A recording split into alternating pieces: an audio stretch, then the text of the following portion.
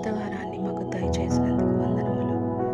నా ఆశలు, నా కలలు, నా సంతోషాలు, నా బాధలు ఈ ప్రస్తుత క్షణంలో మరియు నా భవిష్యత్తు ప్రణాళికనన్నిటినీ మీ చేతులకు అప్పగిస్తున్నాను.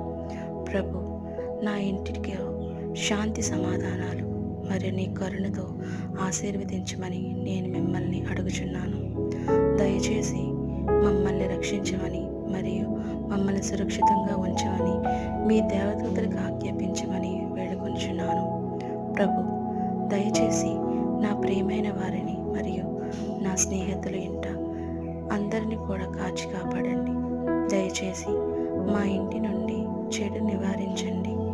ప్రభు, నీ కృపతో నీ మార్గంలో నడిపింపమని ప్రభు యేసు నామమున అడుగుచున్నాను పరమ తండ్రి.